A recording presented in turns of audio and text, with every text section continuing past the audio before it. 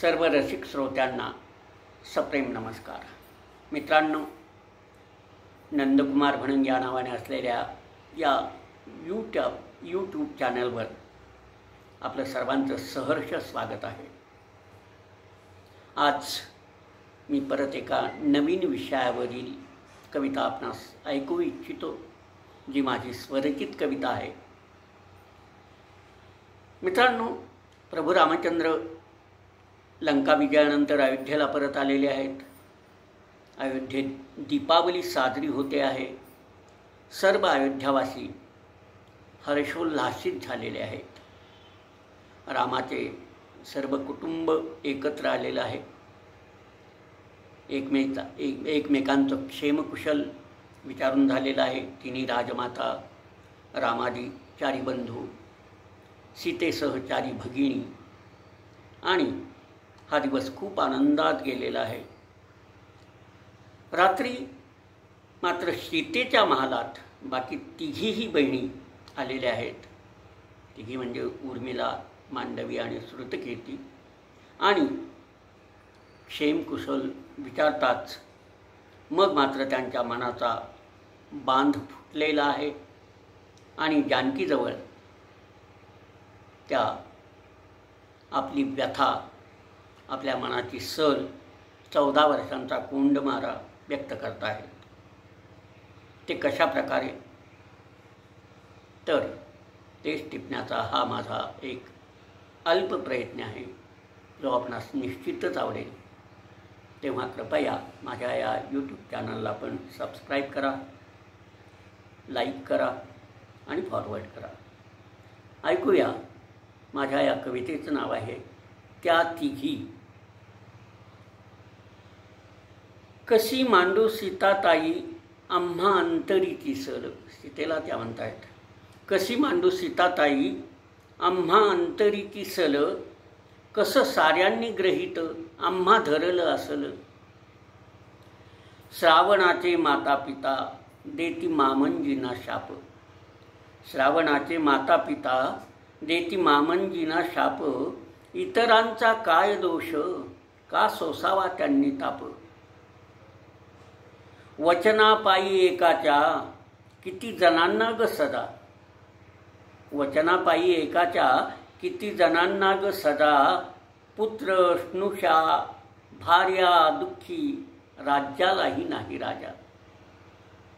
सीतेजवळ त्या सांगतात की आमच्या अंतरीची सल कशी सांगावी, कशी मांडावी. साऱ्या कुटुंबानं तर आम्हाला कसं काय गृहीत धरलं असेल ग. त्या श्रावणाच्या मातापित्याला जो मामांजीला शाप दिला आहे, त्यात इतरांचा काय दोष म्हणून बाकीच्यांनी त्याचा ताप सोसावा. मामंजीनं सासूबाईंना जे वचन दिलं होतं, त्या एकाच्या वचनापायी बाकी किती जणांना सदा होते ग. त्या वचन देणाऱ्याचे पुत्र, सुना, बायका यात सर्वत्र दुःखी आहेत. परंतु सध्या या राज्याला पण कुणी राजा नाही सिंहासनावर बसायला. नको मंथरासारखी पुन्हा कुणाच्या घरात.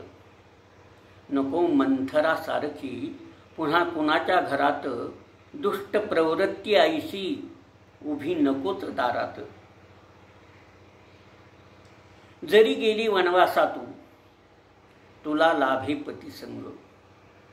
जरी गेली वनवासातू तुला लाभे पतिसंग, 14 वर्ष मिळे आम्हा पतिविरह अभंग. मंथरादाशीसारखी अशी प्रवृत्ती पुन्हा कोणाच्या घरात नकोय. अशांना दारात पण उभी करू नये, असंही त्यांनी अधिक सात्विक संतापानं सीतेला सांगितलेलं आहे. आणि तिला म्हणतायत की तू वनवासाला जरी गेलीस, पण तुला पतिसंग होता तुझ्याजवळ. कमीत कमी 13 वर्ष तुम्ही एकत्र होतात. आम्हाला मात्र पूर्ण 14 वर्ष पतीचं दर्शन नाही आणि त्यांचा विरह अगदी अखंड असा विरह आहे. पुढं त्या म्हणतायत, बंधू भ्रातृ प्रेमात आगे पती धर्मा विसरले. जगासाठी आदर्श ते प्रपंचात घसरले. अरे, रामरायांचे हे तिन्ही बंधू, त्यांचं भ्रातृप्रेम मात्र सर्वांना दिसलं, पण ते पतिधर्माला मात्र विसरलेले आहेत. आमच्याकडे दुर्लक्ष झालेलं आहे त्यांचं. जगासाठी ते आदर्श असतीलही, पण प्रपंचात मात्र ते 14 वर्ष घसरलेले आहेत. यानंतर मग उर्मिला, जी लक्ष्मणाची अर्धांगिनी, ती सीतेला सांगते, रामाची गोरी सावली सारे सौमित्रा म्हणती.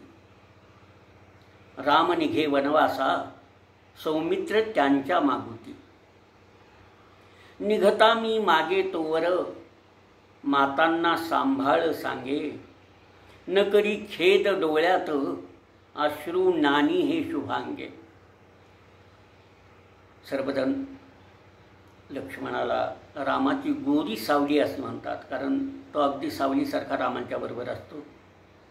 तर सगळे काही त्याला गोरी सावली, रामाची गोरी सावली म्हणतात. राम जेव्हा वनवासाला निघाले आहे, त्यांच्या अगदी बरोबरच सौमित्र निघालेला आहे. आणि मी मात्र त्याच्याजवळ जेव्हा प्रार्थना केली की मलाही येऊ द्या, तेव्हा ते मला सांगतायत की हे बघ शुभांगी, तुझ्या डोळ्यात अश्रू नको आहेत, कुठलाही दुःख तू करू नकोस, आणि तुला खूप मोठी जबाबदारी आहे ती माझ्या मातांना सांभाळायची. रात्रंदिन करण्या सेवा बनले ते गुडाकेश. रात्रंदिन करण्या सेवा बनले ते गुडाकेश. बदल्यात निज त्यांची मज केली निद्रावश. त्यानंतर रामरायाची बंधूची सेवा करण्याकरता ते गुडाकेश बनलेले आहेत. गुडाकेश म्हणजे ज्याने निद्रेवर विजय मिळवलेला आहे त्याला गुडाकेश म्हणतात. तर त्यांनी निद्रादेवीवर विजय मिळवलेला आहे. आणि त्या बदल्यात मात्र जेव्हा निद्रादेवीने विचारलं की मग तुझी झोप मी कोणाला देऊ, तेव्हा त्यांनी सांगितलं की उर्मिलेला ही झोप देऊन टाका. त्यामुळे मी 14 वर्ष अगदी निद्रावश होते. हे झाल्यानंतर मांडवी पुढे आलेली आहे, भरताची अर्धांगिनी, आणि ती सांगते पुढे सीतेला की स्थापुनी रामपादुका आदरे सिंहासनावरती.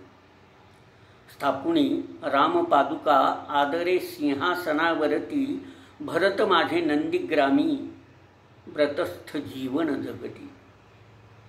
मुख दर्शनही नाही गत 14 वर्षात. मुख दर्शनही नाही गत 14 वर्षात.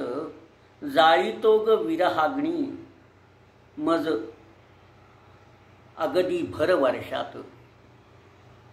रामरायाच्या पादुका सिंहासनावरती भरतांनी ठेवलेल्या आहेत, आणि माझे पती भरत हे नंदीग्रामाला जाऊन बसलेले आहेत. ते कुटी तयार करून त्या कुटीमध्ये अगदी व्रतस्थ असं जीवन ते जगत आहेत.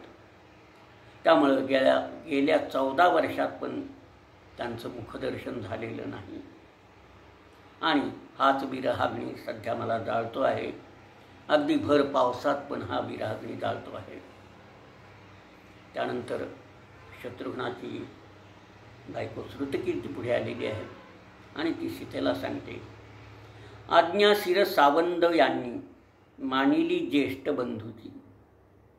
आज्ञाशीर सावंद यांनी मानिली ज्येष्ठ बंधूची. दिसा माझी राजकाज रात्री रक्षा भरताची. निद्रा तेथे शिळेवर स्वहस्त घेती उशाला. निद्रा तेथे शिळेवर स्वहस्त घेती उशाला. सैर भैर महाली मी धुंडाळीते दाही दिशाला. श्रुतकीर्ती सांगते की सीते, आमच्या यांनी शत्रुघ्नांनी भरताची आज्ञाशीर सावंद मानलेली आहे. भरतांनी त्यांना सांगितलं होतं की या पादुका सिंहासनावर ठेवून तू राजकाज पाहायचंयस.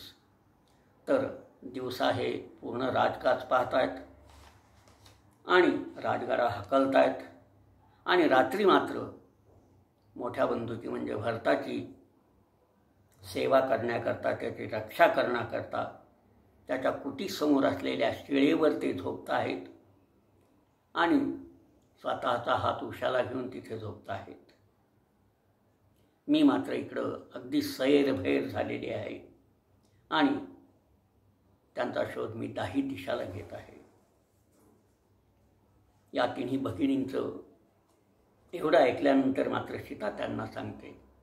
सीता म्हणते, तुमचे कष्ट तुमच्या धैर्या, तुमचे कष्ट तुमच्या धैर्या, तोड नाही या जगती. माझे दुःख काहीच नाही तुमच्या या त्यागापुरती. तुम्ही जे कष्ट घेतलेले आहेत, तुम्ही जे धैर्य दाखवलेलं आहे, तुम्ही त्या धैर्याला कुठलीही तोड नाही या जगात आणि तुमच्या या त्यागापुढं माझं दुःख काहीच नाही. पुढं ती सांगते की दैवगतीच्या फेऱ्यात दोष नसतो कुणाचा. भोग भोगणे मानवा, न्याय हाच प्राक्तनाचा. न्याय हाच प्राक्तनाचा. दैवगतीच्या फेऱ्यामध्ये दोष कुणाचा नसतो तसं. कारण जे भोग आपल्या प्राक्तनात आहेत मानवाच्या, त्या मानवाला ते भोगावेच लागतात. त्यामुळं तुम्ही याची खंत करू नका. धन्यवाद. हा संवाद चारी बहिणींचा जर आपणास आवडला असेल तर कृपया या चॅनलला सबस्क्राईब करा, फॉरवर्ड करा, लाईक करा. धन्यवाद.